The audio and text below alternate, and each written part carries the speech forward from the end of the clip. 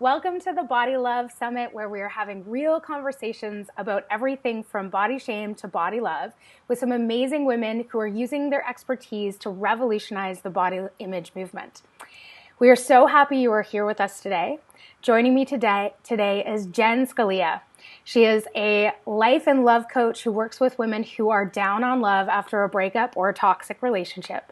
And she is also the host of 15 Minutes of Flame, a podcast that features conversations with real women about love, life, relationships, dating, and everything between.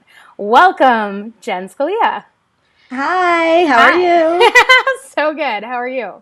I'm wonderful. Awesome. So, Jen, we're so happy you're able to join us here today. And so you're a life and love coach. What does Yes. that kind of look like in your day to day? How do you work with people? I work with people who are mainly, I work with them around their relationships. So whether it be a romantic relationship, a relationship that they have, with their friends, their family, their parents.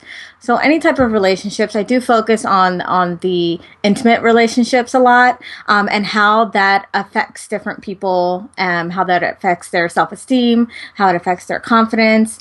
And I just help women kind of build themselves up and make themselves a better, more full person so that they could have the best relationships of their life. Yeah.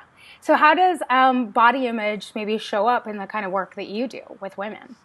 This actually always comes up. It's come up for me personally, and it comes up with, my clients, because a lot of times when we're in a relationship that's not serving us, if we're in a relationship that's maybe toxic or unhealthy or abusive in some way, that definitely shows on the outside. So Mm-hmm. whatever we're feeling on the inside, it begins to project. So, and a lot of times women too kind of let themselves go.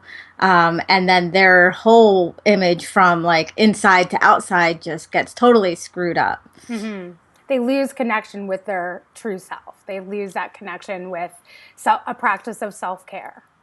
Exactly. You Yeah. hit the nail right on the head. It's like Yeah. they just stop caring. They maybe feel that, this person doesn't love them or this person doesn't care about them, and that they're, not really connected to their self-worth. Yeah. And then, they kind of begin to just let it all go. Yeah. Yeah, and that kind of concept, that attachment of our self worth and love is determined by someone else outside of ourselves, so that we don't have that power and control to say, "I love myself. I love myself exactly as I am, and nobody else gets to determine whether or not I love myself or whether or not I'm going to give myself care." Exactly. And I see it a lot too with single women who maybe try, it's a little bit the opposite. So they may be trying a little too hard, to impress, or think that their image or the way that they look or the weight that they are will determine the level of, or the caliber of man that they're going to get. And, Mm-hmm. it's just a screwed up way of thinking. And Yeah. it's, has a lot to do with society and just, the way that, perfect relationships and perfect people, so to say, perfect bodies are presented. Yeah. Yeah. Perfect. Perfect. Yeah. Exactly. Maybe all bodies are perfect. I think they are. Yeah. So, in terms of your own personal story, maybe you can share a little bit with us about your own personal story in terms of love, and maybe also in terms of how that related to how you felt about your body. Yeah, and like I said, it does come a lot from my personal. And when I was younger, I was stick skinny, and I got made fun of then for being skinny and flat chested, and I Right. had no butt, and I had nothing, And then, as I got older, and I had a baby, and I gained a little bit of weight. Now I kind of feel the opposite, like, okay, well, now I have too much weight, or my Yeah. butt's too big, or my boobies are too big, Yeah. So, but I think it really all comes down to, like you said, just not fully being connected Yeah. with our self-worth and who we are and how we feel about ourselves. And I Yeah. did find that those times where I was feeling like I wasn't good enough, they were also connected to stress or Yes. being, financially distraught or Yes. going through a breakup or being just in a relationship that was terrible for me. So Yeah. I found that it's definitely all related. Yeah. And even I could be the same weight, but Yeah. if I was healthy in my mind Yeah. and in a good relationship, I didn't give a shit. Like Yeah. I loved the way that I Exactly. looked. Like I Exactly. felt good. Yeah. And so, what was maybe in terms of like propelling you into the kind of work that you're doing now and like your own journey? Was there a kind of moment? Was there sort of something that helped that transition into I'm going to love myself and the love that I deserve in life is not related to my number on my scale, and the love that I deserve for myself is not determined by, my body size? Was there sort of a Yeah. moment that happened there?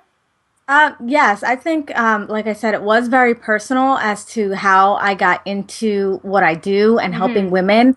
And it was that, I didn't want other people to suffer the way that I did. Yeah. So this is why I got into, doing what I do. And then as far as just like loving myself, once I found that like that purpose, like I finally was like, okay, like I went through all this stuff. I made all these mistakes.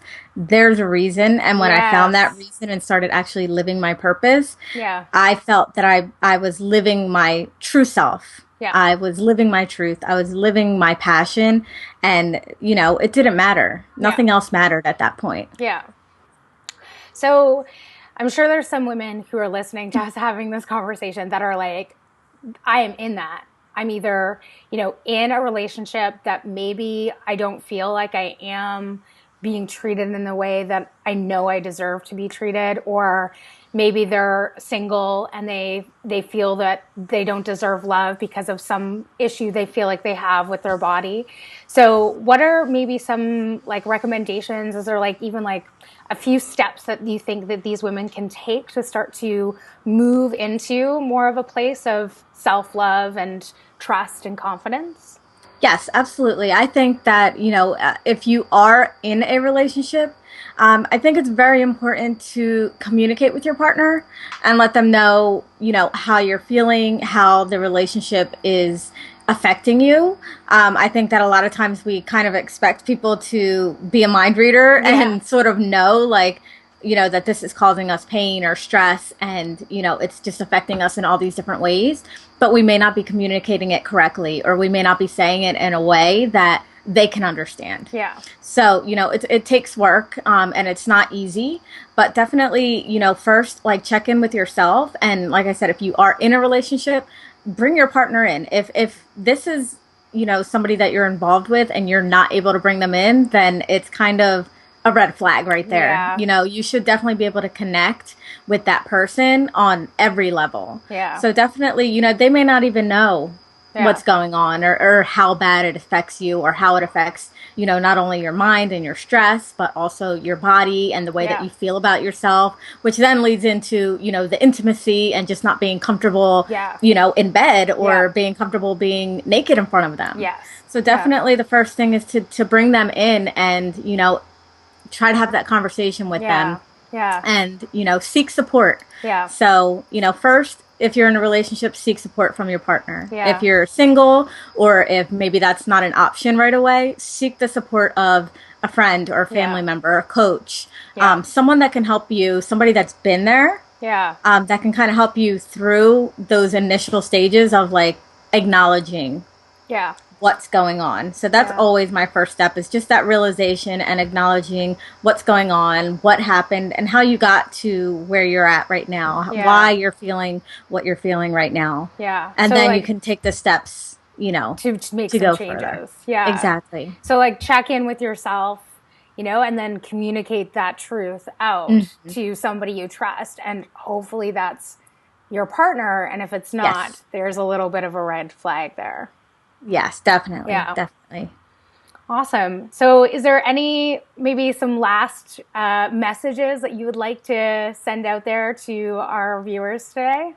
Yes, I just want everybody to know, and I'm sure that Crystal, you're doing a great job of just letting the ladies out there know that it's okay, and that that number does not matter. But really, we have to kind of, I feel like we have to stick together, and we have to, make this movement Yes. and let everybody know, and not just us, not our peers, but our daughters, our Yes. friends, the next Yes. generation, kind of set them up to realize that, we are worth loving. I love it. Oh, yay! We are worth loving. Let's just send that message out. Yes. Perfect.